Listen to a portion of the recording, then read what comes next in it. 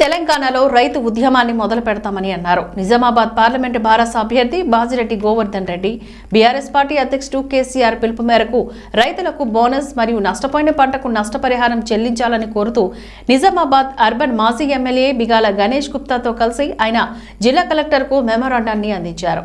ఈ సందర్భంగా ఆయన మాట్లాడుతూ రైతులకు 500 రూపాయల బోనస్ మరియు నష్టపోయిన పంటకు 25,000 రూపాయల నష్టపరిహారం అందించాలంటూ డిమాండ్ చేశారు.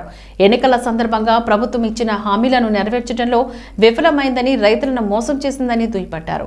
ఇకనైనా కాంగ్రెస్ ప్రభుత్వం స్పందించకపోతే తెలంగాణ ఉద్యమం తరహాలో రైతు ఉద్యమం ప్రారంభిస్తామని హెచ్చరించారు. అది కాకుండా బోనస్ అవుతుందో 500 రూపాయలు వారి క్వింటాల్కు అది రిలీజ్ చేయాలి ఇమీడియట్గా రైతాంగానికి. ఏదైనా మీ హామీ ఇచ్చింది కాబట్టి మీ హామీలను నమ్మి రైతాంగం మోసపోయినరు కాబట్టి ఆ మోసం అయితే చేసిన మీరు అది మోసం కాదు, నిజాయితీ మీలో ఉంది అని నమ్మడానికి రైతులందరూ కూడా ఏదైతే వారి ధాన్యం పండించారో ధాన్యం పండిన పంటకు వారి క్వింటాల్ 500 రూపాయలు ఇవ్వాలి. అదేవిధంగా కాంగ్రెస్ ప్రభుత్వం వచ్చిన తర్వాత రైతాంగానికి సాగునీరు ఇవ్వక, కరెంట్ ఇవ్వక, పంట ఏది ఉందో చాలా మటుకు 20 లక్షల ఎకరాలు ఈ రాష్ట్రంలో వరి ధాన్యం ఎండిపోయింది. రైతులకు ఆ పంట రాలేదు. ఎన్ని లక్షల ఎకరాలకైతే పంట ఎండిపోయిందో, ధాన్యం నష్టపోయిందో ప్రతి ఎకరానికి 25,000 రూపాయల చొప్పున నష్టపరిహారం కూడా ఈ రాష్ట్ర ప్రభుత్వం, కాంగ్రెస్ ప్రభుత్వం, రేవంత్ రెడ్డి ప్రభుత్వం తప్పకుండా ఇవ్వాల్సిందే. ఇవ్వకపోతే ముక్కు బిడ్లి రైతులందరితో కలిసి ధర్నాలు చేసి, రాస్తారోకలు చేసి తప్పకుండా ఈ 3 కార్యక్రమాలు ఏవైతున్నాయో రైతు బంధు, వరి బోనస్, అదేవిధంగా నష్టపరిహారం, ఈ 3 కూడా ఇవ్వాల్సిందే. ఇవ్వకపోతే మీరు జనాన్ని మోసం చేసినట్టు, రైతులను మోసం చేసినట్టు. గత 10 ఏళ్లలో ఎప్పుడు కూడా కేసీఆర్ గారు ముఖ్యమంత్రిగా ఉన్నప్పుడు కరెంటు కొరత కానీ, రైతు బంధు కొరత కానీ, ధాన్యం కొనుగోలు కానీ ఇవన్నీ ఏమాత్రం ఇబ్బంది పడకుండా రైతాంగానికి అందించిన నాయకుడు మా కేసీఆర్ గారు.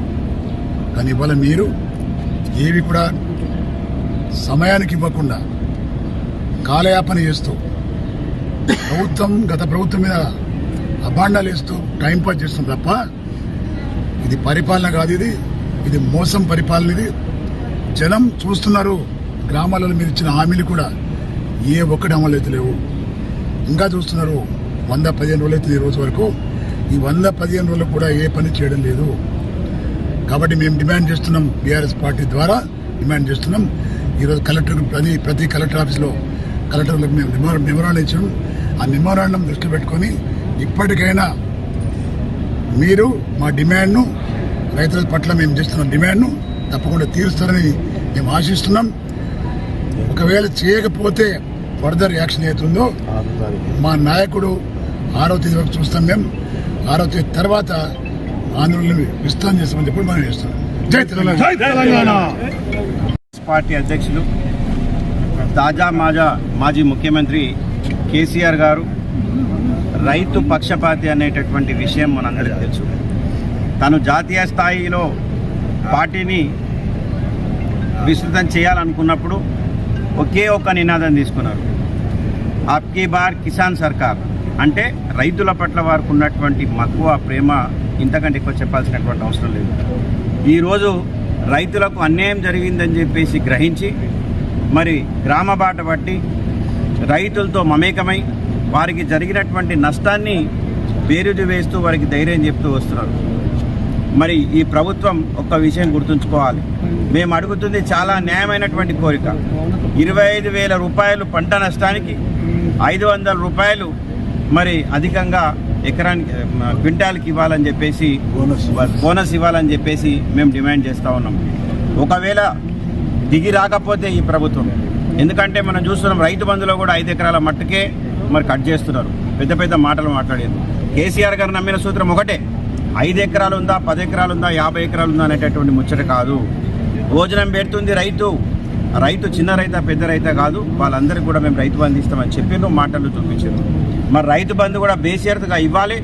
లేకపోతే రైతులకు అన్యాయం జరిగితే మాత్రం తెలంగాణ ఉద్యమాన్ని తలపించేటటువంటి రైతు ఉద్యమం తప్పకుండా తెలంగాణ రాష్ట్రంలో కేసీఆర్ గారి ఆధ్వర్యంలో వస్తుందని చెప్పేసి కాంగ్రెస్ పార్టీని హెచ్చరిస్తూ మరి ప్రభుత్వం వెంటనే దిగొచ్చి ఈ డిమాండ్లన్నీ కూడా పూర్తి చేయాలని చెప్పేసి డిమాండ్ చేస్తున్నాం. మరి ఈరోజు రాష్ట్ర వ్యాప్తంగా అందరం కూడా కలెక్టర్ల దగ్గరికి వెళ్ళి వినతి పత్రాలను సమర్పిస్తున్నాం.